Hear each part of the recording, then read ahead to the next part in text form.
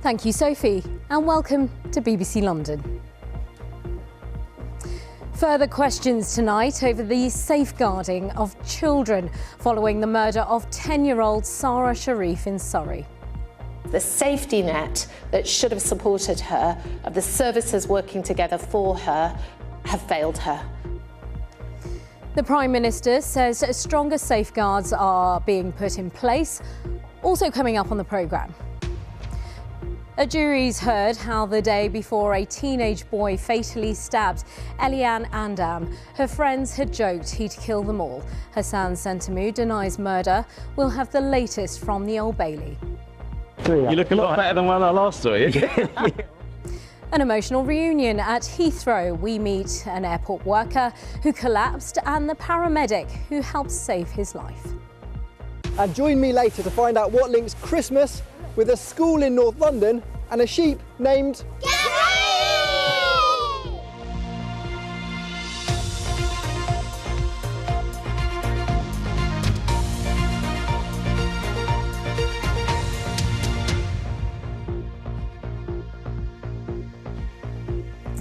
Good evening to you and welcome to the programme.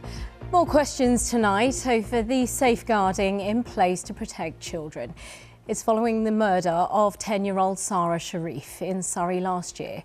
She was killed by her father and stepmother and had been taken out of school when abuse was reported by teachers to social services.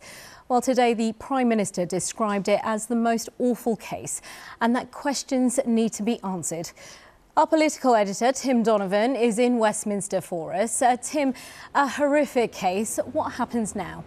Well, there will now be an independent safeguarding review which gets underway, which looks at the interactions all the agencies would have had with Zara and her family and how the agencies interacted with each other. And while I understand that the terms of reference haven't yet been agreed or its exact scope, given what has emerged about this family history, it looks like this review will range across the scope of Zara's short life. Yes, it will focus on the few months ahead of her death when she was seen with bruises in her school and what happened then. And as we can see already, it will focus on the decision of Zara's father to take her out and homeschool her. And you'll see from the government's response already today that they are say they're putting in measures that are going to prevent people falling through that sort of homeschooling net. This is about violence, it's about abuse, it's about making sure there's protection and safeguards for children, particularly those being homeschooled. So that's where I think the questions are. But my response, first and foremost, is a human response. It's just the most awful case that many viewers will find very, very, very hard to hear. So some of the plans being suggested is that if you want to homeschool your child, you will need explicit consent from the local authority, and the government is talking about bringing forwards plans for a register of people being homeschooled. But, you know, it is clear that this review, this inquiry is going to range much more deeply than that, not least because of what has emerged from evidence given to family courts over the years, and of course a decision by a court to give custody to Zara's father when she was 6. Now the trial has ended and the evidence, some harrowing evidence has been heard. That can feed into this review process, and then all the agencies will have to account for themselves. And it won't just look at individuals, it will look at systems and procedures so that hopefully lessons can be learned. Tim Donovan, thank you very much for those insights there. Well, let's get a bit more on this. Maria Neophytou is from the children's charity, the NSPCC, and she joins me now. Thank you so much for being with us. There have been reviews in the past, haven't there, recommending safeguarding measures for homeschooled children. How is this review different? Well, good evening, and let me start by saying this has been an absolutely shocking case, and our thoughts go out to anyone who knew and loved Sarah. And let this be the moment that we make those systemic changes that can help prevent cases like this. In terms of homeschooling, For some children, that may be the right option. For most children, the best place for them to be is in school for many reasons. But for children for whom it may be the best option to be homeschooled, we have long called for a register so that we have a record of all children out of school and we know where they are and how to check on them. The government's gone further and also announced that it would like, in cases where there are safeguarding concerns, for the local authority to have a say. So for parents to seek consent if they want to take children out to be homeschooled where there is a safeguarding concern. And as we've seen in this case, it does not appear that Sarah was taken out of school for a different education. So this is a welcome announcement by the government. And Maria, do you think children who have been identified at risk, do you think these children should ever be allowed to be homeschooled? I think that we'll wait to see the detail that the government comes forward with on this, but that will have to be assessed on a case-by-case basis. It seems like the government's proposal is the local authority here would have to make that assessment about whether that would be right for that child. What we do know from the Children's Act is that every decision relating to a child must have the child's welfare at the heart of the decision. And what do you say about neighbours or community members who may know something, who are afraid of saying something? Could they perhaps do more in raising the alarm? Well, I would say to anyone who's got any concern about a child, even if they're not sure if something's going on and they want to talk to someone, we have a national helpline where they can receive free advice, and we can also, if we think that a referral is needed, we can do that. In any case where somebody spots something or is worried, always tell someone, whether it's the police, the local authority, or calling us for advice. And if you continue to be concerned, continue telling someone until something is done. Maria Neophytou from the NSPCC, thank you very much for being with us. Lots more to come, including from the farmyard to the schoolyard, why these animals joined school children in North London.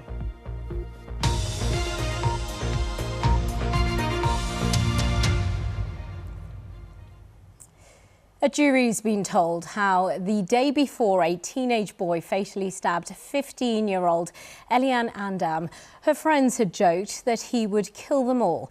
Hassan Sentamu, who was 17 at the time, admits killing her in Croydon in September last year, but denies murder. Our Home Affairs correspondent Sonia Jessup is at the Old Bailey for us. Sonia, what have Eliane's friends been saying? Well, the jury has continued to watch videos of some police interviews with one of Eliane's friends, and in them she is asked about a particular incident that happened the day before the attack at Croydon's Whitgift shopping centre, and the jury were previously shown a Snapchat video of that incident. Now, Eliane's friend describes how she and her friends had gone to meet Hassan Sentamu to demand an apology for his ex-girlfriend because he had shouted and sworn at her. And in the video, the girls are seen to throw water over him and to tease him. Eliane can be heard asking him, what if this were acid? It's not acid, but what if it was? You just accept it because you can't say a simple word. She can also be heard asking him, are you threatening me? Now, Eliane's friend told police that no one had made threats of violence. She didn't think that Mr. Sentamu had been intimidated or humiliated by this incident. In fact, she said he didn't react at all, and she found this scary. She said later that evening the girls had been worried and they had joked over Snapchat, what if he's building up his anger, but then tomorrow he's just going to kill us all? Well, the court has heard that the following morning, Hassan Sentamu went to meet the girls with a black face mask, black gloves on, and carrying a kitchen knife, and repeatedly stabbed Eliane. Now, he has admitted killing her. He has pleaded not guilty to murder on the basis of diminished responsibility because of his autism, and he's also denied illegally possessing a knife. The trial continues. Sonia Jessup from the Old Bailey, thank you very much. Let's take a look at some of the day's other news for you. The London Ambulance Service have received nearly 7,000 calls in their control room in the last 24 hours, comparable to the number taken on New Year's Eve. This is partly caused by a huge spike in calls linked to flu, breathing problems and alcohol consumption. The service says please only call 999 if it's life-threatening emergency. Marcus Fakana, the 18-year-old from Tottenham who's been sentenced to a year in prison in Dubai, has appealed to the country's ruler to pardon him. Marcus was sentenced after having sex with a 17-year-old girl while they were both on holiday. The age of consent in Dubai is 18. Non-uniformed Met Police staff have voted to strike for the first time. It's over plans to limit working from home. Managers say they want more people back in the office for at least 60% of their hours to offer increased support to frontline officers. The action is being taken by members of the PCS union. Now, next tonight, to an emotional reunion between an airport worker who collapsed on the tarmac at Heathrow Airport and the paramedic who helped save his life. United Airlines ramp agent John Walton was saved when colleagues rushed to his aid. Lakshmi Gopal has more. The frightening part is I didn't actually have any symptoms. I pulled up onto the front of the aircraft. I remember getting out of the aircraft, turning around, close the door, and that was it. I heard a member of staff had collapsed, and on the radio it came through that he was not conscious and not breathing. I grabbed the defib from the wall at the Heathrow Airport here and ran towards the scene, found John on the floor next to the aircraft tug, and he was blue. John Walton was working near an aircraft at Heathrow Airport when he went into cardiac arrest. His life was saved by his quick-thinking United Airlines colleagues and a paramedic he hasn't seen since. But now, back to work after a year of recovery, that's about to change. Hello, mate. Hi, John. How are you? Good to see you. Good to see you. You look a lot better than when I last saw you. Yeah, I'm still a little bit. Yeah. No, thanks very much. You're very welcome. Saving my life. Cycle paramedic Rob Weldon was on shift at the airport's Terminal 2B and rode to the scene within minutes. If it wasn't for his colleagues doing the CPR straight away and defibrillating him straight away, then he wouldn't be talking to us today, that's absolutely for sure. So they are the heroes in this story, 100%. But you played a role as well. Played a role, a bit of decision making, a bit of diagnosing, and obviously just taking him to the right location, Keep the job open. John spent several days in a coma at Harefield Hospital. superb. Now he's mostly back to full health thanks to a whole team of lifesavers. The guys around me saved my life. And they've all come together on the day and pulled as a team and pulled me through it. And look, I'm back here now and with all my work colleagues, and how do I thank someone for it? You can't. Thank you's not enough. Is it quite emotional now? Sorry, yeah. Cardiac arrest survival rates at Heathrow Airport are much higher than other areas of the capital, perhaps unsurprisingly. Because the staff were trained, because the staff knew how to do CPR, because the staff had defibrillator nearby, because they were very confident in using the defibrillator because they had training on that, that made a massive difference to John's survival. All in a day's work for some, all down to vital training for others. Either way, John counts himself lucky to be alive, all thanks to them. Lakshmi Gopal, BBC London. Thank you for being there. John, very lucky indeed, and we wish him well. But what can you do if you are faced with a similar situation? Well, Mark Faulkner from the London Ambulance Service and Sean Coping, who is a paramedic, are with us now. In a moment, Sean will be demonstrating what to do if someone collapses and is not breathing. But first, Mark, Heathrow is so well equipped, isn't it, for this type of scenario? But not everywhere in London is like that. Absolutely. There are three things that need to occur when somebody has a cardiac arrest. First of all, somebody needs to recognise that the patient's had a cardiac arrest. And then we need to start to buy time by doing CPR. And these are really simple skills that any Londoner can learn to help save somebody's life. And then the next thing that happens is we want to get a defibrillator to that patient. And what we've worked out in London is there are communities where there is not access to defibrillators. Unlike Heathrow, where there are lots and lots of defibrillators, we have communities across London that just don't have a defibrillator. So we've launched a London Heart Starters campaign to try and get a defibrillator into every community in London. And we're really now starting to get money coming in to our charity who's running that campaign. And we now need help of Londoners to get those defibrillators into those communities. So if you live in one of our priority neighbourhoods where there is no ready access to a defibrillator, and you are able to help us by looking after and being a guardian for that defibrillator, would be really keen to talk to you. 70% of cardiac arrests occur in the home environment, and that's where we want defibrillators to be available. We want people to have a defibrillator close to where they live. 70% is quite astonishing, isn't it? So, Mark, can you talk us through what steps we can take to save someone's life if they have collapsed and they are not breathing? And Sean, show us how. Sure. Absolutely. So it's really, really simple. And the first thing Sean's going to show us is that we're just going to have a quick check that it's obviously safe and there's no obvious danger. He's then going to see what the response is in the patient. He's going to shake and shout the patient. Can you hear me? Can you open your eyes? And then, having done that, Sean's going to shout for some help to get some help here, please. And having done that, we're now going to open the patient's airway. The airway is a pipe that runs between your mouth and nose and top of your lungs. He's going to tilt the head back and lift the chin up.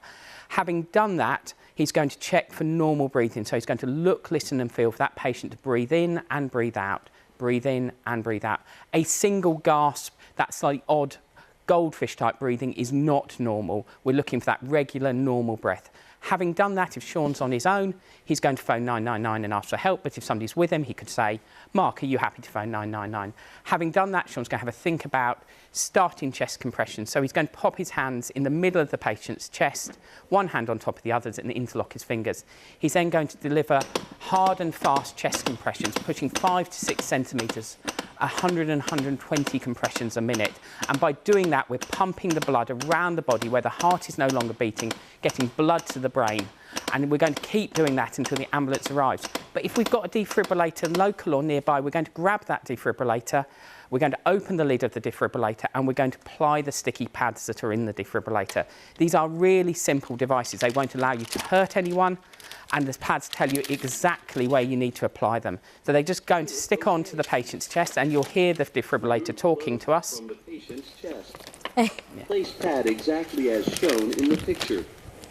Press pads firmly to patient. And then once the pads are attached, the defibrillator is going to ask us to stand clear. Analyzing heart rhythm. Do not touch the patient. That is fantastic advice for us all. Thank you so much for coming with us. Mark Faulkner and Sean Coping, thank you so much for being with us. Thank you. Thank you. Now, a student who was fined £130 for sitting in first class has described the charge as wholly disproportionate. Theo Griffiths was travelling to London from Stevenage. He says he moved from an overcrowded standard carriage into a first-class compartment on the Thameslink train after becoming confused. Our reporter Barry Caffrey can explain more. Theo was travelling into London on Tuesday on a Thameslink train from Stevenage. As the train was very busy and there were no seats available in standard class, Theo moved into the first class carriage at the front of the train despite only having a standard class ticket. He said that around 10 minutes outside of St Pancras, the guard came into the first class carriage and issued Theo and others with a fine of £130. The fine could be reduced to £80 if paid by the end of the year. But Theo says that because first class is sometimes declassified on Thameslink trains, there can be confusion for passengers. I acknowledge I was in first class. I was perfectly aware I was in first class. The issue is the confusion that they've created for their own arbitrary system with a 40-page document of rules they link to in the reply to my original tweet, where it's able to be used sometimes but not other times, depending on the time, the route, the service, and it's just created loads of confusion. And I know I'm not the only one to have been caught out by this. So many people have reached out to say they've been caught out in the same situation. Well, we did ask Govia Thameslink Railway for an interview. They said no one was available, but they gave us a statement.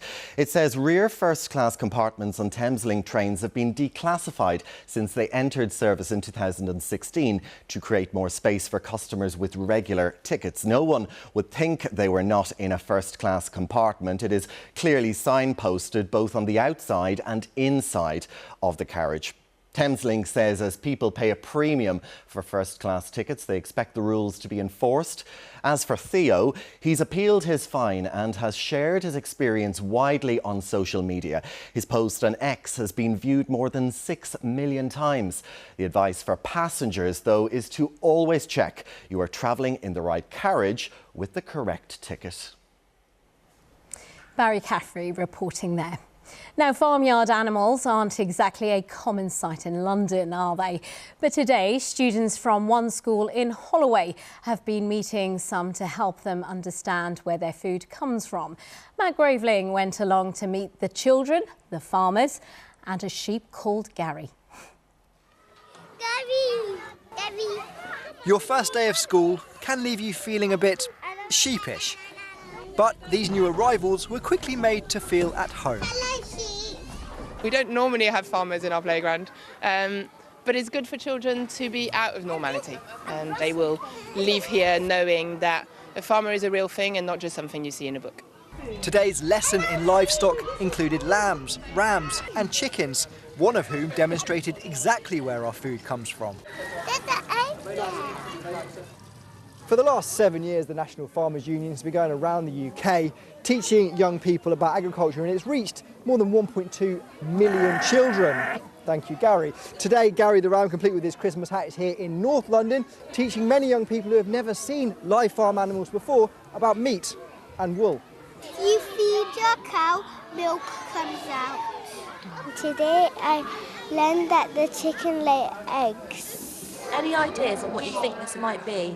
Have a little feel. It would be great if they can just have learned a little bit about where their food comes from, get to ask all the questions that they want to, and just make some memories. So, as we count down to Christmas, how important is British farming for our festive feast?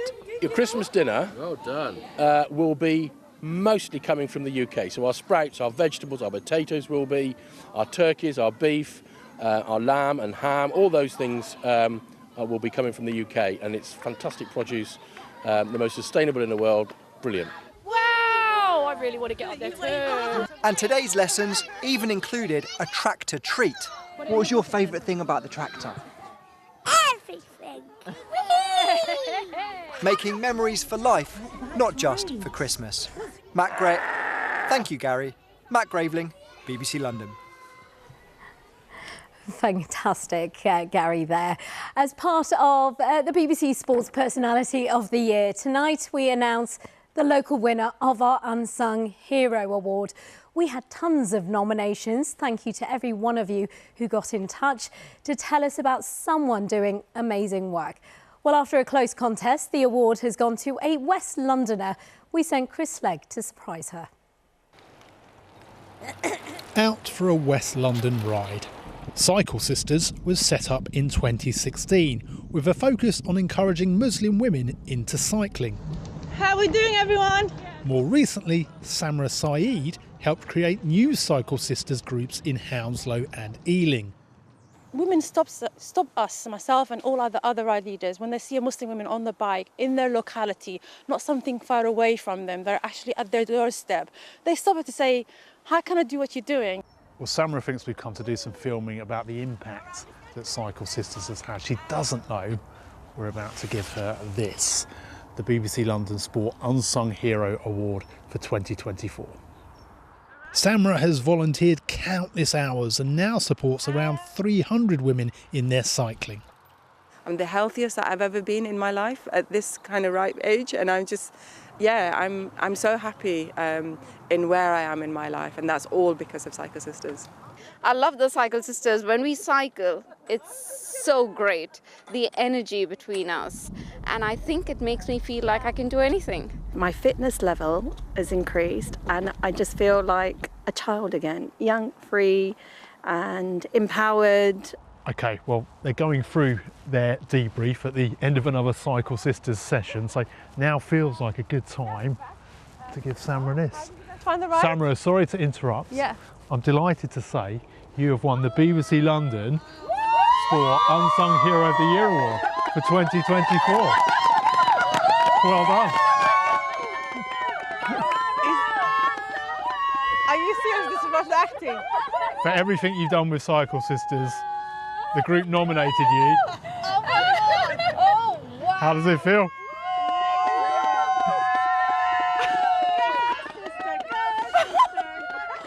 I'm so honoured for her. She's such an amazing person. She's such a warm and wholesome person. I'm so proud of her. It's just amazing, and working with Samra is just awesome. She is such a loving person, and I think people want to be in her company, and then that's how we all come together through her.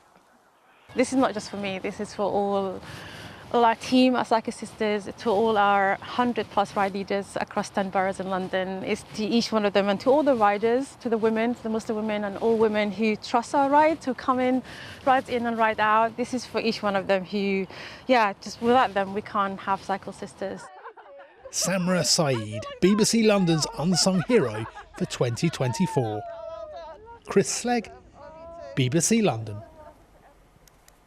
So well deserved there. Right, let's go over to another Chris. Chris Fawkes with the weather. Hi, Alpa. You know, sometimes it can be quite tricky to work out exactly how high up the cloud is, but not today, because I've got a gherkin-sized measuring stick. 180 metres up, that's where the cloud was today. Very low cloud, a lot of it. Mist and some hill fog around and some drizzle, and really that's the recipe for the weather as we go through the night as well. The drizzle is going to be extensive, so it will be a damp kind of night. Temperature outside at the moment around 8 degrees Celsius. They're only going to come down a little bit overnight, not very much. So lows of around 7 in the centre of town, maybe 5 or 6 in the very coolest spots. So Friday morning, well, we're getting off to a rather murky start to the day. There'll be some hill fog patches around over some of our higher areas, some mist elsewhere and quite extensive drizzle. As we head into the afternoon, OK, probably most of the drizzle will tend to peter out, but we'll keep cloud all day. And temperatures not really changing very much. 7, 8 degrees Celsius at best. 8 is actually average for this time of the year. Sunshine is going to be in short supply. Now, heading into the weekend, we've got this cold front that's going to be moving its way southwards, and that will bring a few patches of rain our way, but more significantly, eventually, it will clear the clouds. So we start cloudy with a few patches of rain Saturday morning. Then as that front goes through, well, we should see some sunshine coming out. The wind's turning to a northwesterly direction, and our temperature's not really changing that much. Now enjoy the sunshine whilst it lasts, because for the second half of the weekend into Sunday and for next week as well, we're going to get southwesterly winds bringing much milder weather conditions across the country. But with that will come probably quite extensive cloud around. Now there might well be a few brighter spells, a few breaks in the cloud initially on Sunday. And the wind's going to a westerly direction. It is going to be a much milder kind of day with temperatures reaching double figures. And looking at the forecast next week, yes, it is set to be pretty mild, but I think a lot of cloud around as well. Alpa. Chris, thank you very much for that gloomy forecast. That's it from me and the team. Thank you for being with us, and from all of us here, have a good evening.